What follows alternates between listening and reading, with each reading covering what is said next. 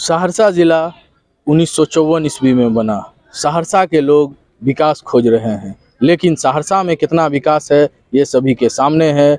चुनाव आता जा रहा है, चाहे विधानसभा का चुनाव हो, चाहे लोकसभा का चुनाव हो। प्रत्याशी चुनावी मैदान में आते हैं और अपना एजेंडा बताते हैं कि हम ये काम करेंगे, हम वो काम करेंगे, अपने मैनिफेस्टो में सारा कुछ को डालते हैं। लेकिन सहरसा में कितना विकास हो रहा है और पिछले 30 साल से तकरीबन जो लंबित समस्या है, जो बड़ी समस्या है ओवरब्रिज की, वो ओवरब्रिज की समस्या जो है लगातार वो बनी हुई है।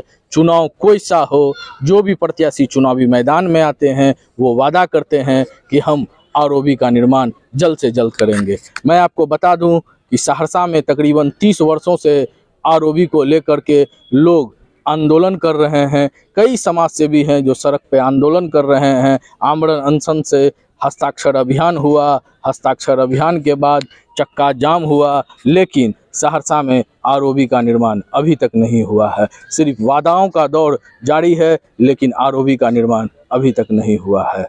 पिछले तकरीबन 5.5 सालों की बात की जाए तो एक युवा चेहरा का जो अध्यक्ष हैं, संस्थापक हैं सोहन झा, वो लगातार कदम ताल कर रहे हैं कि सहरसा में आरओबी का निर्माण जल्द से जल्द हो, ताकि जो लोगों की मूलभूत समस्या है, जाम की समस्या, उससे मुझे निजात मिल सके।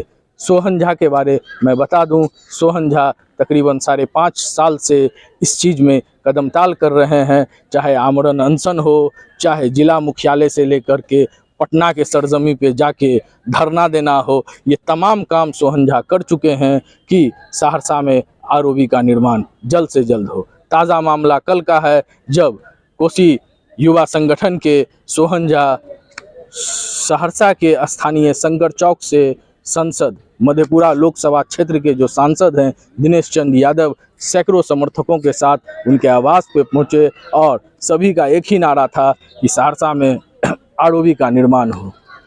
संसद से मुलाकात हुई सोहन झा की, और सोहन झा के जो शिष्टमंडल थे वो सांसद को एक ज्ञापन सौंपे और संसद से गुहार लगाएं कि ये जो मामला न्यायालय में लंबित है, ये मामला पे सरकार जो है पक्ष रखे जल्द से जल्द, और सहरसा के हक और हुकूक में सहरसा में आरओबी का निर्माण हो।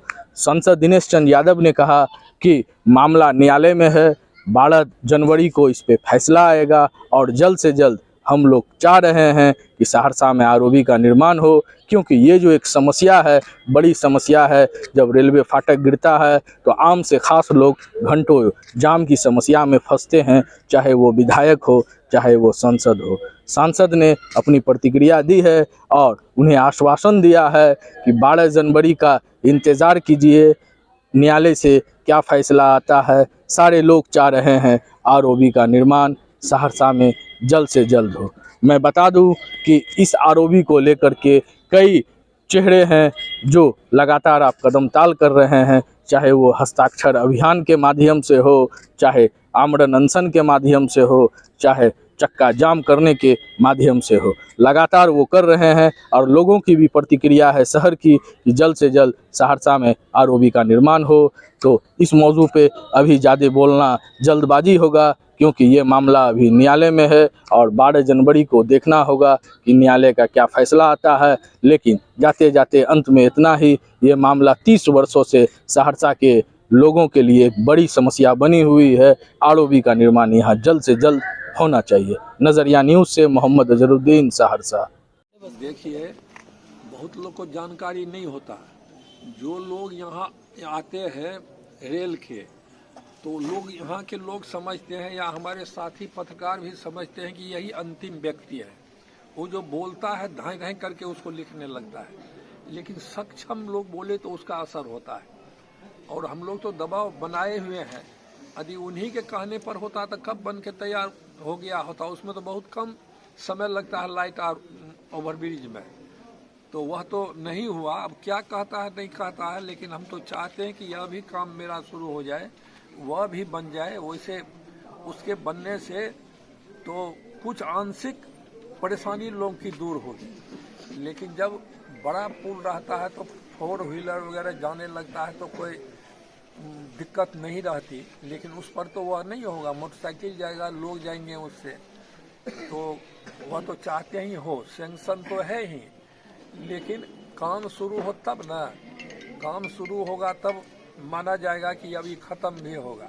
वैसे लोकसभा का चुनाव आया, अभी की जो सरकार है दिल्ली में, उसको तो है कि मुंह से ही इतना बोलो, मुंह से इतना बोल दो कि लोग को लगे कि यही सब कुछ करता है, लेकिन वैसा तो होता नहीं है।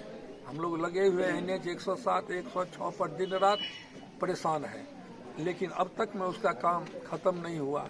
बिहार सरकार तो मानसी से जो हरदी चौगरा वाली सड़क है, उसमें मानसी से सिमरी बख्तियारपुर तक 567 करोड़ रुपए की लागत से जो दूर क्षेत्र है धमारा वाला, बदला वाला, उसमें काम लग गया।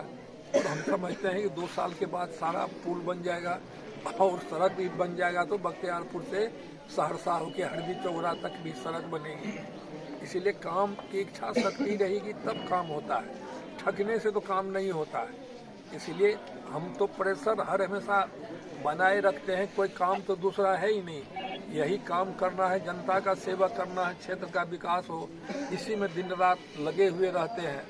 और बहुत सारा काम निकलता भी है, जो नहीं निकलता उस पर भी प्रेशर बना के रखते हैं। हम सोहन झा को धन्यवाद देते कि जन जागरण किए हुए हैं, लोगों के नॉलेज में रखे हुए हैं, यह बहुत अच्छी बात है। निस्वार्थ भाव से सराहनीय काम कर रहा है, और कोई स्वार्थ के बस कोई करता है तो जनता भी उसको पहचान जाती है कि यह फ्रॉड तरह का काम कर रहा है, तो यह काम तो कम से कम ही नहीं कर रहा है। सांसद महोदय के यहाँ आवास पर आए हैं, क्या मांग थी? वही बरसों पुरानी मांग है जो सहरसा के लाखों आवाम की मांग है। शहर के बीचों बीच बंगाली बाजार ढाला, उस पर ओवरब्रिज निर्माण की मांग को लेकर के हम सहरसा के लाखों आम जनता का त्राहिमाम संदेश लेकर के आज माननीय सांसद महोदय के आवास पे आए हैं और उनसे आग्रह करने आए हैं कि वो जल्द से जल्द जो सरकार के द्वारा राशि आवंटित कर दी गई है, सरकार के द्वारा स्वीकृति दे दी गई है, आज मामला कोर्ट में अटका हुआ है। उन्होंने बताया था कि 12 तारीख को सुनवाई है और विभाग से न्यायालय द्वारा जवाब मांगा गया था। तो हम माननीय सांसद महोदय से आग्रह करने आए हैं कि सरकार से वो आग्रह करे कि जनता के पक्ष में न्यायालय में बात रखी जाए, ताकि जल्द से जल्द सहरसा में बंगाली बाजार ढाला पर ओवरब्रिज का निर्माण हो सके और यहाँ के लाखों आम जनता को इस त्राहिमाम जाम से छुटकारा मिले।